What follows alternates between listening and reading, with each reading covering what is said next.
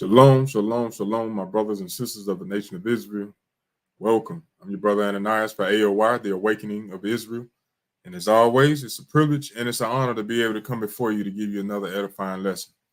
And today's topic is a little different than the norm, but it's a topic that needs to be expressed and talked about. But before we get started, we want to give our honor, glory, and praise to Yahweh by Hashem, Yahweh Shai, Yahweh being the Heavenly Father, Yahweh Shai being the Son who the world calls Christ. And through his strength, sacrifice, and example, we are all able to be here today, to be uplifted and edified in the spirit. And today is no different. So today's topic, we're going to be dealing with how to get the precepts to stick. Because coming into this truth, you learn that the Bible is not written like a novel or a fable or a fairy tale. The Bible is a book of mystery. And you can't just read it from top to bottom or from left to right, you know. It has to be broken down with precepts to help you connect the dots, so to speak. But today we're going to go into how to help our brothers and sisters in this truth break down and understand how to keep the precepts embedded in your mind. Different formats and different ways of doing so, you know. So bear with me nonetheless. I appreciate you tuning in. And for those who will tune in later on, if you haven't already done so, go ahead and hit that like button and share the content. And this is a topic that needs to be talked about because I know a lot of our brothers and sisters at times tend to struggle when it comes down to being able to remember precepts or even remember testimonies or things. I mean, let me break it down like this. It's going to be important on down the road for you to understand the precepts, to be able to help yourself out in a jam, to know what you're supposed to do and how to move. So in order to be able to do so, you have to study. You have to study. And let's get a quick definition right quick. What does it mean to study? It means to divulge, to inquire, to probe, to explore, to investigate, to research. That's when it's talking about studying, to be repetitive. You know what I'm saying? To examine. This is what it means to study. So we all know that the Bible is a pretty thick book. It's probably about 2, maybe 3 inches thick, depending on what type of Bible you got. But it's a lot of material in here that we must continue to study day in and day out. You know what I'm saying? Why? Because this is our history book. It's our legacy. You know what I'm saying? It's everything about who we are as a nation of people. What happened in the past, what's going on now, what's going to happen in the future. So it's paramount for us to continue to read and study day in and day out to be able to understand about who we are and what we are supposed to be doing and how to deal with certain situations. So that's what today's class is going over how to get the precepts to stick. So the first way is the classic way. Let's go to Psalms chapter 119 right quick. Let's go to Psalms 111, excuse me. Psalms 111, verse 10. Psalms 111, verse 10. And it reads, "The fear of the Lord is the beginning of wisdom. A good understanding have all they that do his commandments. His praise endure forever." So first and foremost, you must fear the Lord. That's the beginning of your wisdom. Point blank, period. You can't just open the book and think that you're going to memorize the whole book, memorize every precept. Nah, you have to fear the Lord. He said that's the beginning stages. You got to fear him. You know, he set it up that way. And then he said, once you start doing those things, meaning keeping his commandments, a good understanding have all they that do his commandments. So when you keep the commandments, you're going to have a good understanding as to what's being broken down, and it's going to stick in your mental, in your mind, in your heart. You know what I'm saying? Secondly, let's go to Isaiah chapter 28. Go to Isaiah chapter 28, verse 9. These are things that we all should know, but if you don't, hey, it's just a refresher. This is the book of Isaiah chapter 28, verse 9, and it reads, "Whom shall he teach knowledge?" This is a question. "And whom shall he make to understand doctrine? Them that are weaned from the milk and drawn from the breast. For precept must be upon precept, precept upon precept, line upon line, line upon line, here a little and there a little." So as I was speaking about earlier, when reading the Bible, can't just read it top to bottom, left to right, and expect to get the understanding. You might have to read something in Genesis and read in Revelation just to get an understanding. You know what I'm saying? As to what was spoken about in Genesis. Because the Bible is a book of mystery. You know what I'm saying? And it's written a certain way for only the elect to understand. Think about that. All right?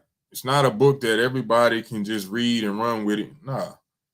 It's certain things that are hid for the very elect that the Most High has chosen, so that they would understand what was going on, and the other nations who would read it would be blinded by the words that are written. Understand that? So precept must be upon precept. So when you read and keep the commandments, you start getting an understanding. You start seeing the similitudes. You start seeing how things are broken down one way, but it actually means something else. You know. Just like, for instance, in Genesis, when it's talking about Adam and Eve or the serpent in the garden, it's not talking about an actual snake. It's talking about an individual that has snake-like qualities. That's another class that we'll go into another time, but that's just an example, you know, or how the Bible talking about the heart consistently throughout the scriptures. It's letting you know that the heart is referring to the mind, but you would have to go to different precepts that are located all throughout the Bible to show you exactly what the heart is, you know? And that's a clean-cut example. But what I wanted to do was show our brothers and sisters how to make the Bible stick, or how to make the precepts stick. Well, first, we already understood that you got to study, meaning you got to examine, explore, investigate, research. You got to constantly search. You can't just read over. You got to break down the words. You read over a word that you hear in today's time, it didn't mean that when you was reading, or when it was written in those times, in biblical time, or in another language. So you have to go research and examine these things, you know. But I'm gonna show you exactly how I do it to help myself study and others. You know what I'm saying? Let me get this off the screen. All right. Now this is one of my Bibles, one of many. Now, if you're in this truth, been in it for a minute, you ought to have more than one Bible. But this is mine, one of many. You know what I'm saying? And one of the things that I do is I like to, what they call, tattoo my Bible. You know what I'm saying? We can't do it to ourselves, but I do it to the insides of the Bible to help with different topics, to help me to be motivated and to write down different precepts going into various topics. All right. For example, let's see, going into who are the saints and who are the servants. You know, you see that, Lord willing, let me see, it'll show up. All right, it's showing up too good. Okay, that's it better. Example.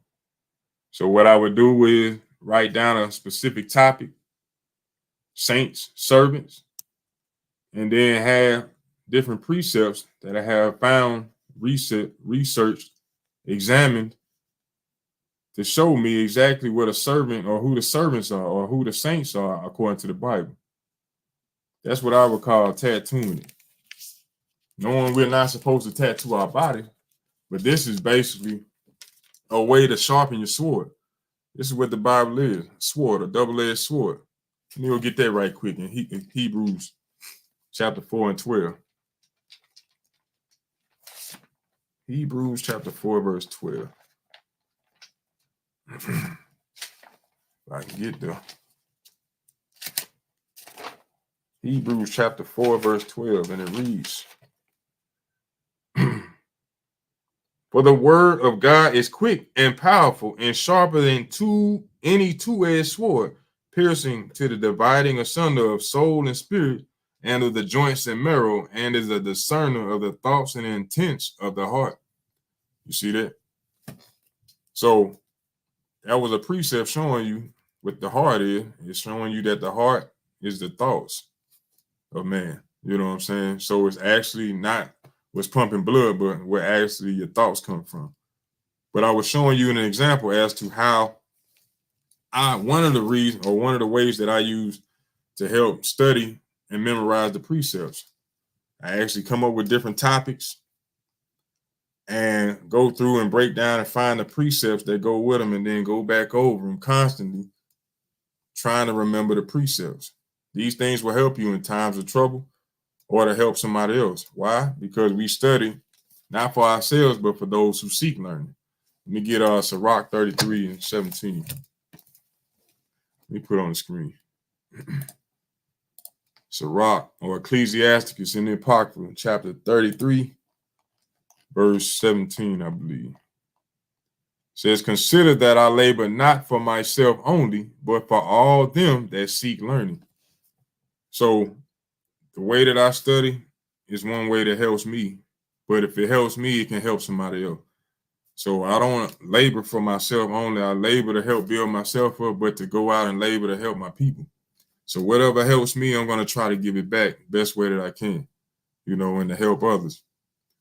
So, like I said beforehand, one way that I do it to remember the precepts is to tattoo the insides of my Bible with different topics. Put it back on the screen, maybe it'll show up. Different topics with the precepts. All right. That's one way of doing it. You pick a topic, you go in on it, you start rehearsing it. You quiz yourself, you quiz your brothers and sisters around you to help make yourselves better and the brothers and sisters around you better. And then when you actually going through and reading, which we supposed to be doing constantly, guess what? It's another method of doing it. For instance, writing the precepts next to a verse that would connect it to another verse. Let's see. Let's go to. Just get one simple one. Well, I'll just show it once again. This is Genesis. Reading through Genesis. Highlighted in different colors. And the different colors would represent different things, whether it be a commandment or a statue or a judgment, things of that nature. But also, let's see, let's say, all right, let me get this as an example. I got plenty of them, trying to pick which one I want to pick.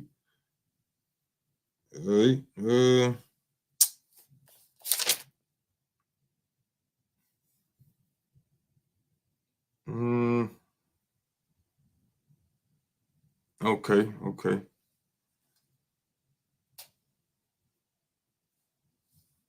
Let's see.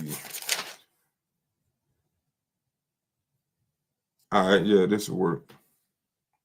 Let's go to Genesis chapter 6, verse. Nah, you know what? I'll go to.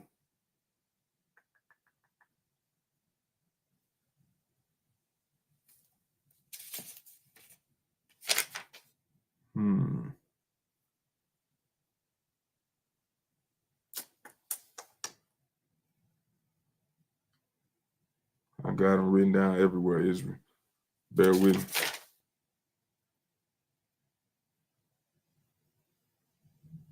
me. All right, I'll do this then. All right, this is Genesis chapter 10, verse 5. Genesis chapter 10, verse 5. And it says, by these were the isles of the Gentiles divided into their lands, every one after his tongue, after their families, in their nations. So this was going into the divide of the Gentiles. All right. So next to it, I don't know if you can see it or not, but I have Hosea chapter 8, verse 8. Let's go to Hosea 8 and 8, and let's see what it says. The book of Hosea chapter 8, verse 8, and it reads, Israel is swallowed up. Now shall they be among the Gentiles as a vessel wherein there is no pleasure. So that was a precept showing you about, or describing and breaking down who the Gentiles are. How we as a nation are not the Gentiles. The other nations outside of Israel would be considered the Gentile, But that's just one way of teaching and showing you how you can make the precepts stick, where you actually connecting the dots to make the story continue on when you teaching or when you reading and studying for yourselves. All right. Let me get one more. For instance, John 3:16. That's a common precept or a common verse that a lot of people have a problem dealing with, or that Christians bring, trying to say that God loves everybody. All right. You go to John 3:16. Let's go there right quick. John chapter 3, verse 16. All right. And it reads, for God so loved the world. Stop. Loved the world that he gave his only begotten son, that whosoever believeth on him shall not perish, but have everlasting life. Now, when you read that chapter, you understand that this was a verse, or this was a conversation going on between Yahushua Christ and Nicodemus, who was a ruler of the Jews. He was an actual Israelite himself. But when you read that, it said, for God so loved the world. Now, the world is not talking about everybody in the world, because we clearly understand just from the beginning of the book that we were saved, or the nation of Israel was saved out of the hand of the Egyptians. So clearly the Lord didn't love everybody. And everybody at that time did not believe on the Lord. All right. So he was talking about the world of Israel. And how do we prove that? Let's go to Isaiah chapter 45, verse 17. Isaiah chapter 45, verse 17.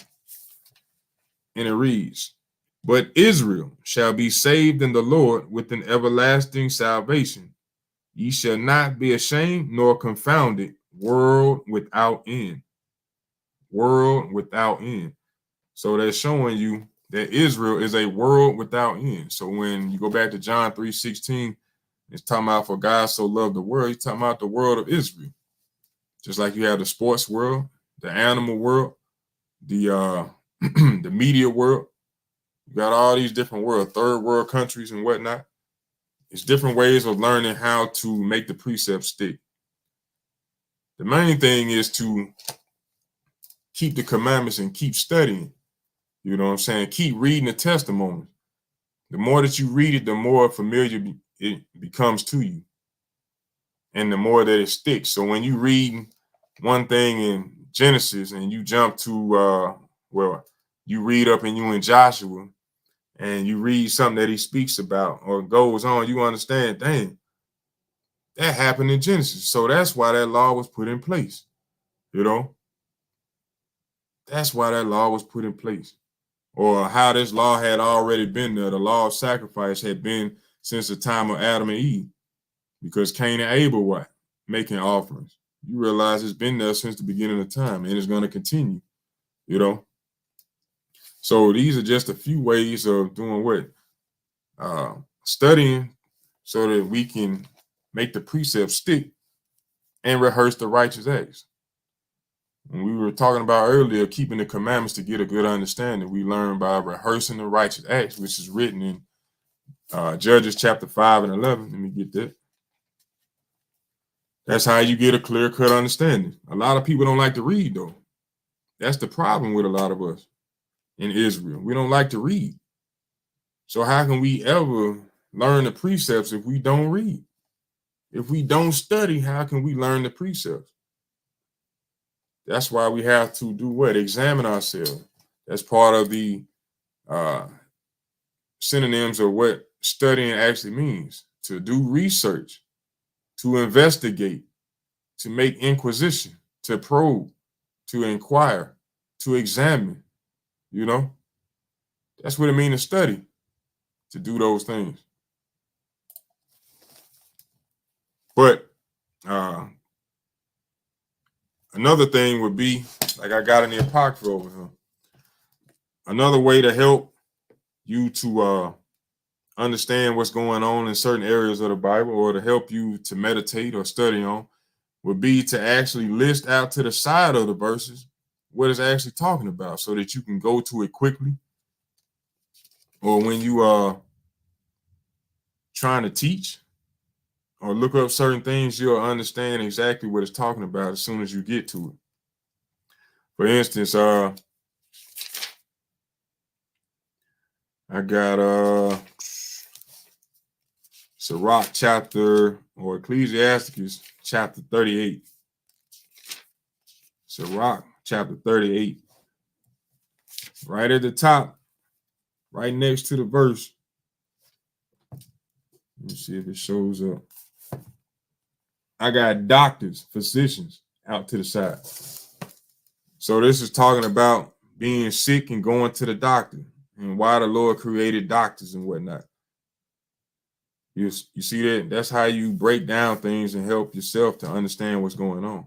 Along with the precepts at the end of the verses to connect it to another part of the Bible. But you know, by reading this chapter and studying it and breaking it down and investigating, you understand that the precepts connect certain things to help you understand that this chapter, Sirach chapter 38, is dealing with doctors and being sick and whatnot. This is how you study to make the precepts stick, you know. But if we don't do these things, we don't study, how can we expect it to stick? You know, it's just like when you playing a sport, you practice. I use basketball as an example. Everybody knows what that is, even though they might not play it. Everybody knows what it is. In order for somebody to be good at doing anything, they have to consistently do it over and over and over again. It's called repetition.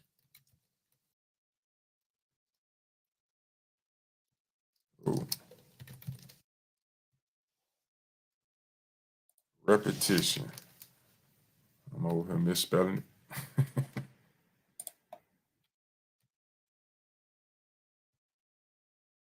All right. Bear with me right quick. I thought I had it on screen.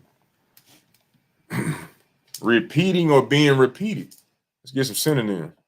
Duplication, iteration, redo, renewal, replay, reiteration, repeat.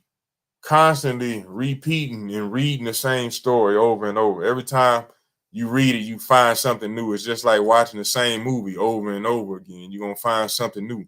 But guess what? As many times as you watch that movie, you start to familiarize yourself with the words that the characters are speaking. You know them before they even say them. You know what's getting ready to happen before the scene actually happens or it takes place. You know that car getting ready to crash, that plane getting ready to fall out of the sky, that dog getting ready to bark, whatever the case may be, because you're studying, you're watching that movie constantly.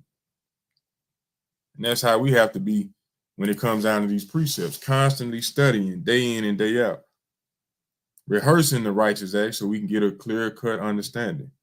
You know, like I said before, I will go to Sirach chapter 39. All right.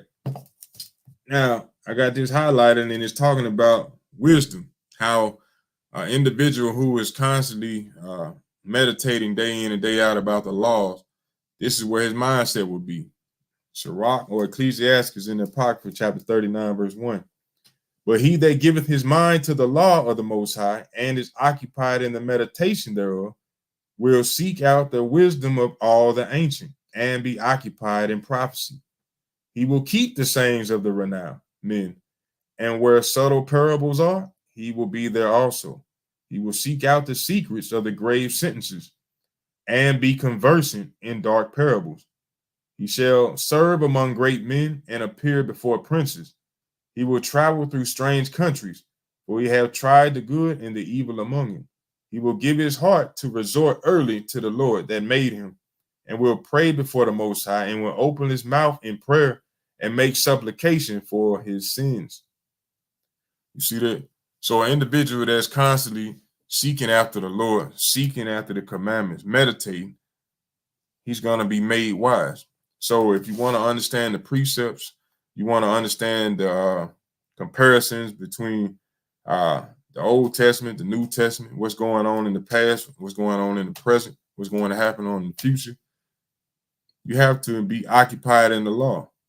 When you do these things, everything else starts to unlock. And when you see and have that real passion and fire for your people and wanting to get out of this hellish condition that we in as a people, you'll start taking the necessary steps to build yourself up. You know, you want to be great, you want to be mighty. Guess what? You're going to read. You're not going to make excuses. You're going to read. You're going to make time. It's not going to be a waste of time to you. You're going to make time to read. You know, you're going to pick topics. You're going to study those topics. You know, you're going to write them down. You're going to quiz yourself. You're going to build classes to teach yourself, to teach others, because you occupied in the laws of the Most High. Understand that. So that's just been a few tips, a few ways to help you brothers and sisters learn how to learn the precepts, how to make them stick in your mind, in your heart. But Lord willing, this has been something that's been edifying to you, something that you needed. But I'm your brother Ananias for A.O.I, the Awakening of Israel, and I appreciate you tuning in. I want to give all honor, glory, and praise to Yahweh by Hashem Yahweh Shai for the abundance of all things. This has been day 4 of continued videos nonstop, and continuing the challenge myself, and I challenge you to keep doing better and doing bigger and better things each and every day that the Lord blesses you to wake up. So being in this truth, don't take it lightly. Don't take it for a joke. Every day that you wake up, remember that you got an opportunity to do better and you have a job to do. That's why the Most High keep waking you up. So on that note, I say shalom, shalom, peace and greetings to you all. And I'm out, and I love you.